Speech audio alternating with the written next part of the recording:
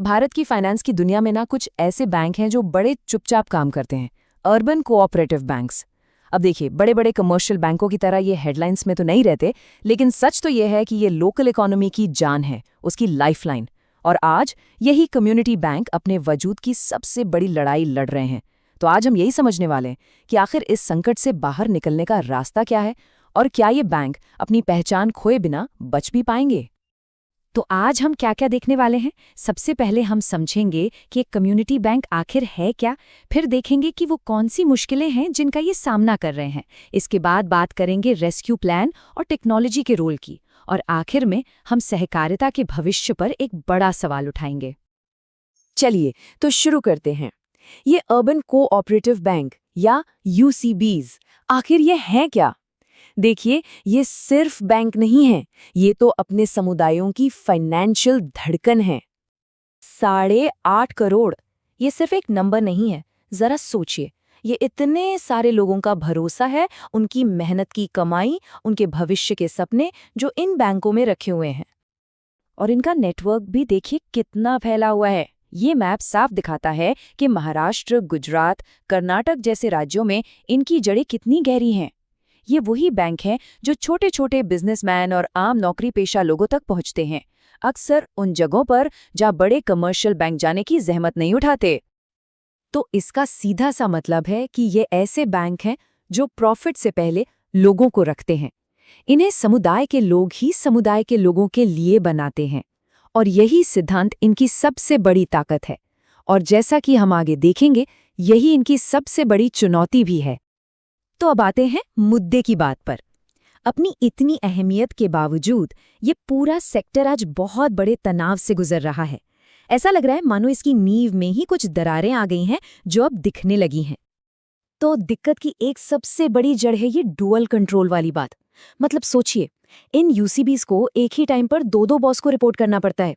एक तरफ है राज्य या केंद्र सरकार, जो इनके मैनेजमेंट, ऑडिट मतलब एडमिनिस्ट्रेशन वाला सारा काम देखती है।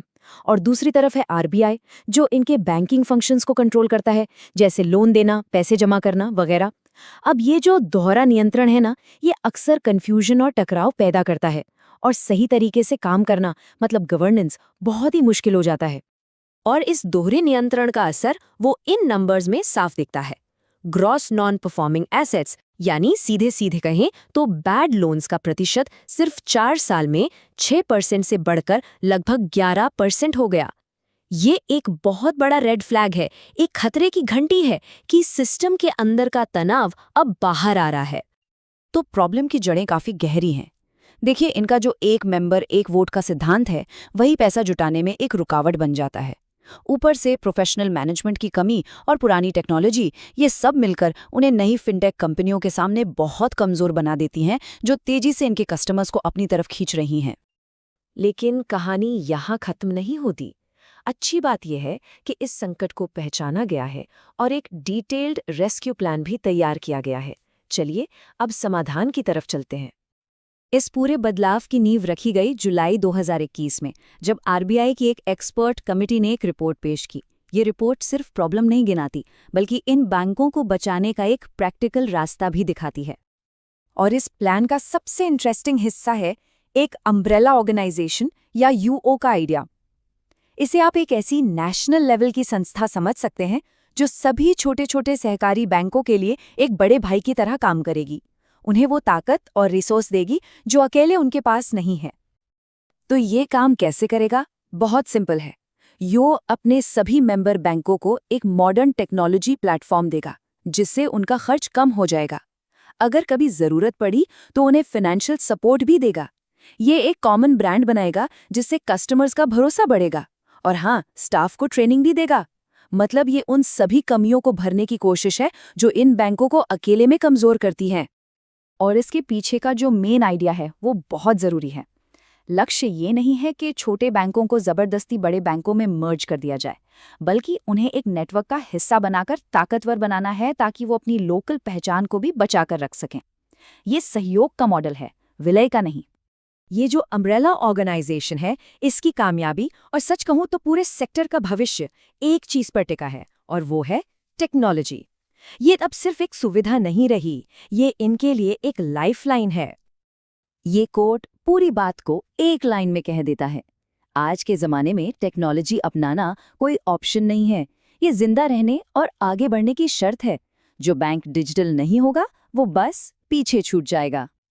देखिए, मॉडर्न बैंकिंग सॉफ्टवेयर सिर्फ एक अपग्रेड नहीं, ये एक पूरा गेम चेंजर है। ये मुश्किल सरकारी नियमों के पालन को ऑटोमेटिक बना देता है, ऑनलाइन बैंकिंग जैसी सर्विस देता है और सबसे ज़रूरी, डेटा को एनालाइज करके बेहतर लोन देने में मदद करता है। इससे क्या होता है, बैड लोन्स का रिस्क सीधे सीधे कम हो जाता है।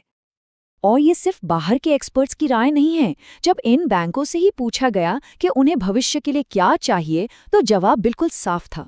लगभग 2/3 ने कहा कि उन्हें एक नेटवर्क सिस्टम यानी यूएसओ और टेक्नोलॉजी अपग्रेड चाहिए।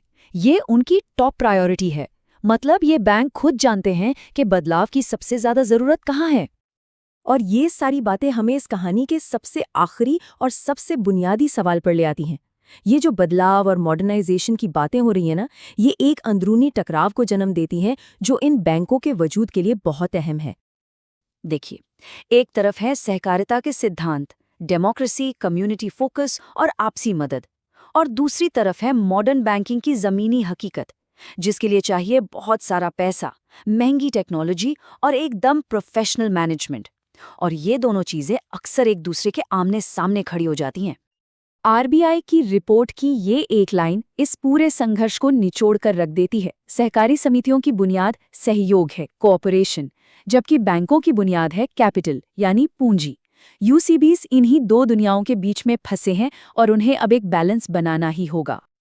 तो अंत में सवाल यही बचता है, क्या ये कम्युनिटी बैंक खुद को इतना बदल सकते हैं कि वो मॉडर्न फाइनेंस की दुनिया की चुनौतियों का सामना कर सके, और वो भी अपनी सहकारी आत्मा को, अपनी जड़ों को खोए बिना? इस सवाल का जवाब ही भारत के इस बेहद ज़रूरी बैंकिंग सेक्टर का भविष्य तय करेगा।